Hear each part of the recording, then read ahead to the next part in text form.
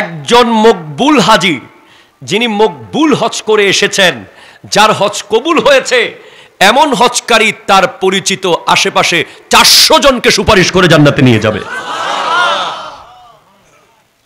সহিহ হাদিস। কয়শো জন? আমার মনে পড়ে যায় ইমামে হোসেন, ইমামে হাসান রাদিয়াল্লাহু তাআলা আনহুমা, এই দুই ভাই পায়ে হেঁটে হেঁটে 25 বার করে হজ করেছেন। আল্লাহু আকবার।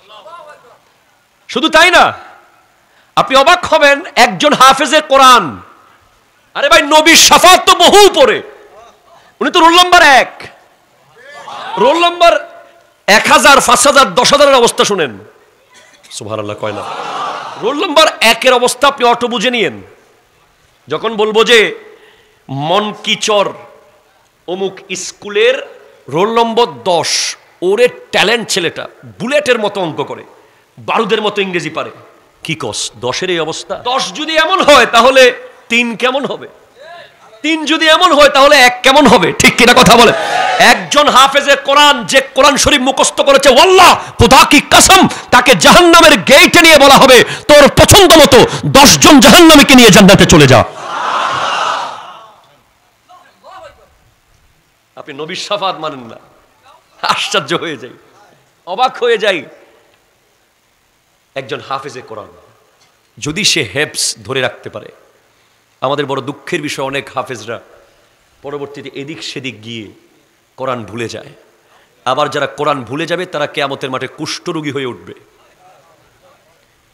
এটাও হাদিস। আপনি কিয়ামতের মাঠে দেখবেন কিছু কুষ্ঠরোগী, যাদের গায়ে বিভিন্ন জায়গায় দাগ দাগ, আপনি বুঝে যাবেন যে উনি হাফেজ ছিল পৃথিবীতে, কোরআন নিয়মিত না পড়ে নাই, ভুলে গিয়েছে, তাই কুষ্ঠরোগী হয়ে উঠেছে। তাকে দেখলেই চেনা যাবে। আর যারা হাফেজে কোরআন ইন্তেকালের আগ পর্যন্ত কোরআন চর্চায় রেখেছে, তাদেরকে বলা হবে, যা 10 জন নিশ্চিত জাহান্নামীকে নিয়ে জান্নাতে চলে যা। চ্যালেঞ্জ করে বলছি, সহিহ হাদিস, শুনে যান। 1 গ্লাস পানি যে খাওয়াইছে, 1 গ্লাস পানি, পানি খাওয়ান না আপনারা? খাওয়ান তো। ধরেন জান্নাতীদের লাইন চলে যাচ্ছে, আপনার মনকিচরের চাচা, জেঠা, ফুফা, খালু সব লাইনে, আপনি জাহান্নামীদের লাইনে। তখন দেখবেন যে ডাক দিবেন, চাচা, খালু, দাদা, কি হয়েছে, কই যান? জান্নাতে যাই। চাচা মনে নাই দাদা, বা দাদা যান মনে নাই আপনাকে আমি ওই 17ই মে তবরুক খাওয়ার পরে 1 গ্লাস পানি এনে দিয়েছিলাম বাসা থেকে। সহিহ হাদিসে আছে, 1 গ্লাস পানি যাকে খাওয়াবেন, উনি যদি জান্নাতে যায়, আপনাকেও সাথে করে নিতে হবে।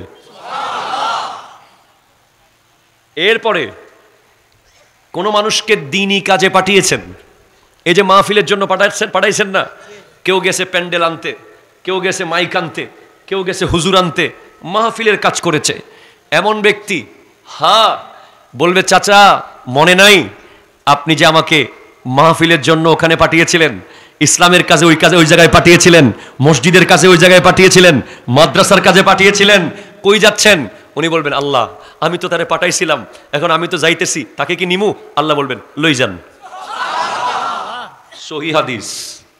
এইভাবে যারা চোখ অবনত রেখেছে, চোখ 3 ভাবে চোখকে ইউজ করেছে।